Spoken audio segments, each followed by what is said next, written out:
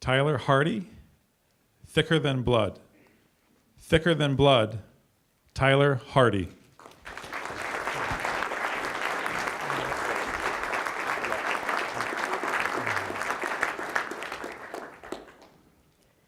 Do you have a family history of this sort of thing?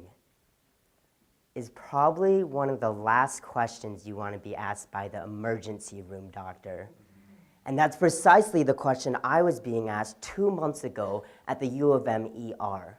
They had run 20 different tests and scans on me to ascertain the source of this excruciating pain running up and down my side. Finally, after all the results came back in, the doctor was able to deduce that all of this agony was the result of a tiny gallstone, smaller than a grain of sand, lodged into the linings of my gallbladder, preventing me from holding down any solid food for nearly 48 hours. Yet the doctor thought it was odd that someone as young, and of course such great physical condition as myself, would even have gallstones to begin with. So he pursued his question once more. Tyler, do you have a family history of this sort of thing, of gallstones? See, I wasn't aware of any family history, but boy was I wrong, because exactly 1 month after I had my gallbladder surgically removed, my mother had the exact same surgery for the exact same reason, gallstones. Now, this got me to thinking, what else besides a defective organ had my lovely mother so blessed me with? In particular, what characteristics and traits had she instilled upon me as her son? Well, first and foremost, I definitely inherited her passion for trying new experiences. But as a child, I was not always so open-minded. I can recall many hot, humid summers in North Carolina during my childhood. My brother and I strategically tucked away in the furthest corners of our upstairs bonus room. We'd be hunched over a few inches from a glowing television screen, mashing away vigorously on our gaming controller console. Then we'd hear it, the quick pacing of feet coming up the stairs. We'd turn around and there was our 5'3" brunette mom, eyes aglow, ears spewing flames, head spinning on its axis. She'd swoop in, yank out the power cord, drag us both off the couch, and jettison us outdoors into life unknown. See, my mom had a philosophy that you try new things at least once. And by new things, she didn't mean the latest video game that had just came out. She meant true life experiences. Now, for some of you, her mode of inspiration may seem a bit extreme, but it was actually these, what did she refer to them as? Loving pushes of encouragement that were responsible for countless discoveries, explorations, and revelations that I had growing up. It was these pushes of encouragement that first introduced me to many of the sports I played: soccer, cross country, track, and tennis.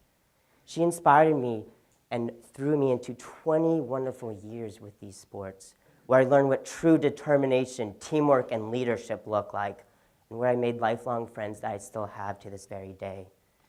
Had it not been for a little heavy-handed love from my mom, I may never have experienced any of this. And in that same spirited mentality of not being scared of stepping outside of your comfort zone to trying something new, 1 year ago I brought myself to Toastmasters to challenge and push myself professionally as well as personally. So what else besides a passion for trying new experiences did I inherit from my mother? Well, I very much hope that her hard work ethic and attention to detail rubbed off on me at least a little bit. For example, in the 5th grade, my brother and I won first place for our end-of-the-year school-wide project on Japan in the social studies category. My mom had us slaving away at that bad boy as soon as she got a whiff of it. See, I had a theory that the year prior we had only won 2nd place, And this year, my mom had a score to settle with some of those suburban housewives. But regardless of the task or project that we undertook as children, my mom ensured that my brother and I always put our best effort and our best foot forward, no matter what. On our project on Japan, she had us learn origami with her, and we folded beautiful paper cranes made out of multicolored tissue paper. We hand stenciled and watercolored a 4-foot-long billowing Japanese festival fish to adorn the side of our display. And we even baked traditional Japanese cookies for the contest judges, of course, to enjoy as they passed our project and proceeded through the procession of clearly inferior projects. My mom strove to push my brother and I to go above and beyond in anything that we undertook. Its results, I didn't just join my cross-country team in high school. I led as the captain of it for 2 years. And I didn't only join my college honors fraternity, but I served as a VP of public relations so I could get others as excited about service, fraternity, and scholarship as I am.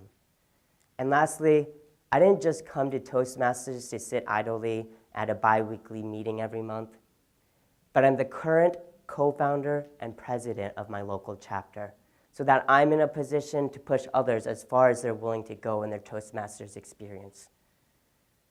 All in all, I would gladly give up a small mass of non-vital organic tissue for all of these wonderful traits that my mom passed down to me.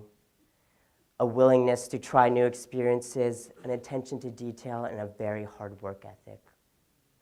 And next time I'm asked, "So Tyler, do you have a family history of this sort of thing?" I'll most likely respond, "I don't know, but I wouldn't trade it for anything." It's just the same.